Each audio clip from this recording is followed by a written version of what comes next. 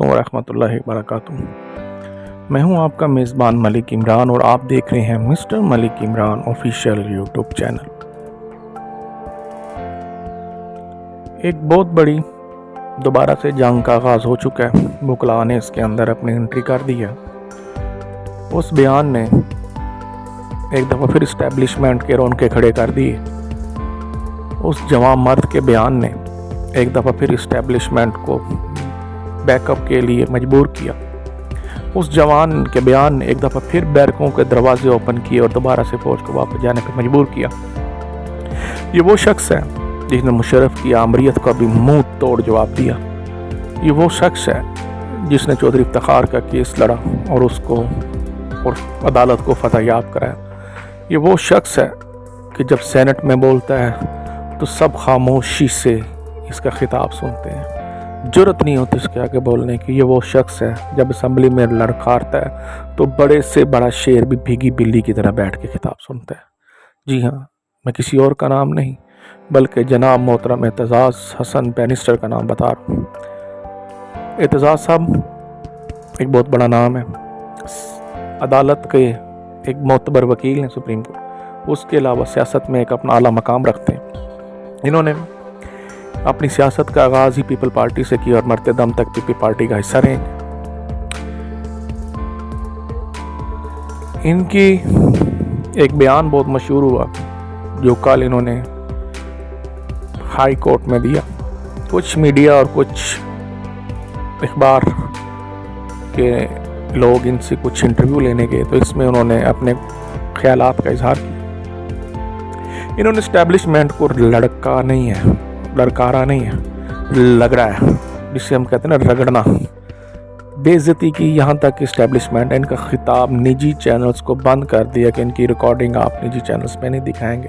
یہی وجہ آج کل وہ یوٹیوب اور دوسرے چینلز کی زینت بنا ہوا ہے۔ اعتزاز حسن صاحب نے اسٹیبلشمنٹ کے مورے حاجی صاحب کو لڑکارا ہے اور ٹھیک ٹھاک دھویا ہے۔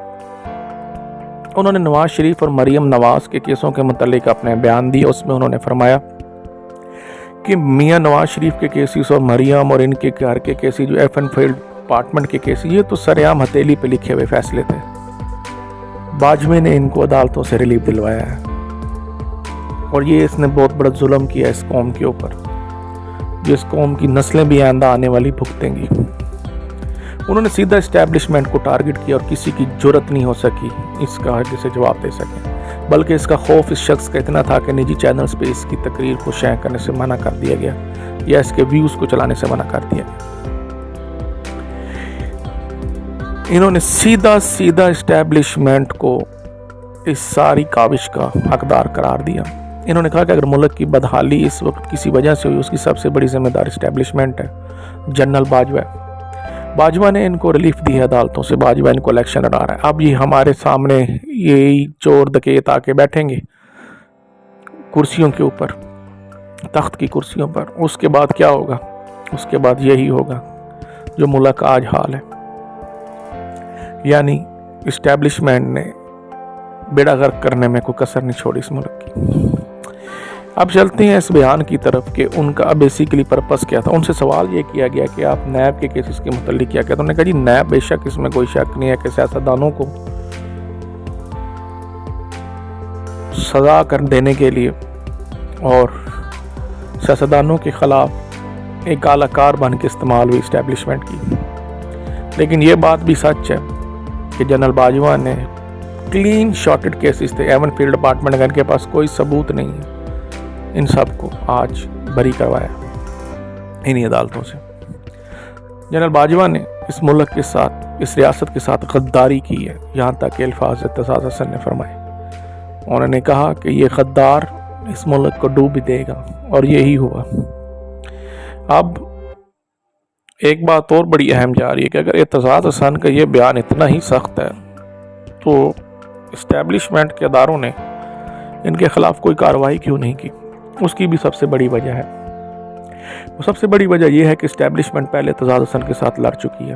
وکلاء گردی میں مشرف کے دور میں اسٹیبلشمنٹ کو ٹھیک ٹھاک چپیڑیں وکلاء سے پڑ چکی ہیں۔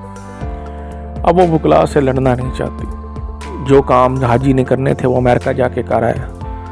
اب اس میں کوئی اسٹیبلشمنٹ کا رول عمل دخل نہیں. حکومتیں گرانی تھی عمران خان کی گر گئیں. ان چوروں کو معاف کروانا تھا اسٹیبلشمنٹ نے کروا دیا. یہ اعتزاز حسن نے فرمایا.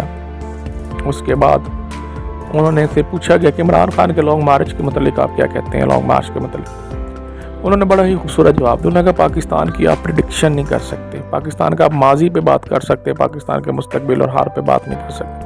پاکستان کی کوئی پریڈکشن آپ نہیں کر سکتے. یہی ہوا ہے اس ملک کے ساتھ. یہی ہوا ہے اس ملک کے ساتھ کہ اس کا ظلم اتنا ہو گیا کہ کچھ جرنیل بیچ میں پھنس چکے تھے جن کی پراپرٹی آسٹریلیا, بیلجیم وغیرہ میں تھی. ان کو اپنا خوف جب ظاہر ہوا تو انہوں نے نواز شریف کے کیسز کو معاف کرایا کہ کل سیاستدان ہمیں بھی ان کے اندر گھسیٹیں گے. اس سے بہتر ہے کہ ان کو اپنی زندگی میں معاف کرا کے چلے جائیں, اپنے دور اقتدار میں معاف کرا کے چلیں جائیں. اسٹیبلشمنٹ نے شاید یہی سوچا, کیونکہ جو یہاں سے بھاگتا ہے وہ کبھی امریکہ جا کے پاپا جونز کے پیزے لگا کے ارب پتی ہو جاتا ہے, کوئی آسٹریلیا میں جا کے پراپرٹیاں خرید کے ارب پتی ہو جاتا ہے, اور کوئی یہاں سے نکلنے کے بعد جا کے جناب بیلجیم اور آس پاس ادھر علاقوں میں جا کے ارب خرب پتی ہو جاتے ہیں. اس ملک کا بہت بڑا المیہ ہے, اور یہی المیہ کہ اس ملک کو نقصان دے رہا ہے.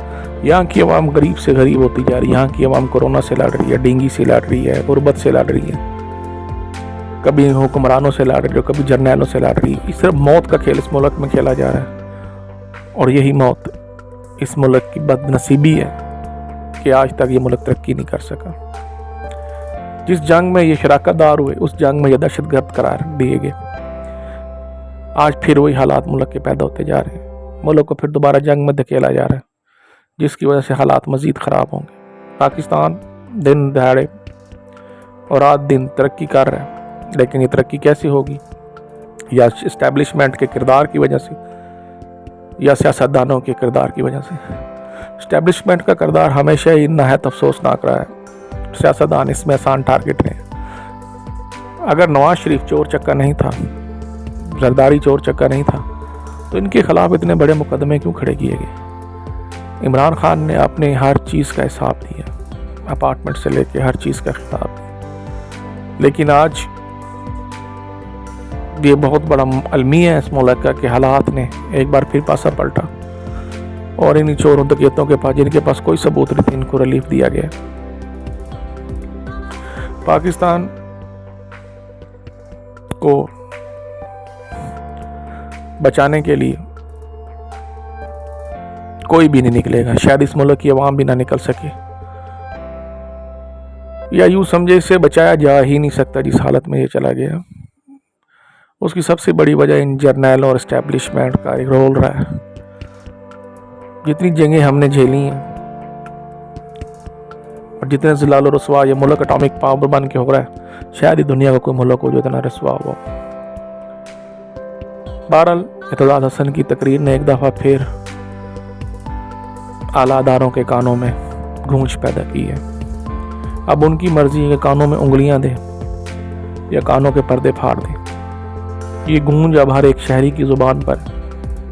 شاید اس کے خلاف اس لیے کارروائی نہیں کی گئی, وہ ایک بہت بڑا مانا ہوا وکیل ہے, اور شہباز بیچارہ جو گل تھا وہ ایک مڈل کلاس فیملی سے تھا, جس کو اسٹیبلشمنٹ اٹھا کے ذلیل و رسوا کی. ایسا ہی ہوگا اس ملک میں جب تک یہ ملک رہے گا. اس کا بچنا بہت مشکل ہوتا جا رہا ہے. یہاں سے لوگ زیادہ تر نقل مکانی کر کے دوسری ریاستوں میں شفٹ ہو رہے ہیں, جس میں ترکی, دبئی اور یہ ریاستیں شامل ہیں. اس ملک کے برے حالات یا سب سے بڑی وجہ اگر اسٹیبلشمنٹ ہے تو یہ غلط نہیں ہوگا. دریاؤں کے سودوں سے لے کے ملک کے سودوں تک یہ سب اسٹیبلشمنٹ نے کی ہیں, اور یہ انسان بھگت رہے ہیں ہم لوگ. بہرحال ہمیں پر امید ہونا چاہیے انشاءاللہ. اس ملک کا کوئی نہ, اللہ تعالیٰ جب تک ہے ہم اللہ سے امید لگائے ہوئے بہتر مستقبل بنا سکتے ہیں. وہ چاہے تو ہماری یہ تکلیفات دور کر سکتا ہے, ہم پر اپنا رحم کر سکتا ہے, اور ہمیں امید رکھنی چاہیے کہ انشاءاللہ اللہ تعالیٰ ہمیں اس مصیبت سے نکالے گا. آپ دیکھ رہے ہیں مسٹر ملک عمران آفیشیل. میرے چینل کو سبسکرائب کیجیے. اللہ حافظ.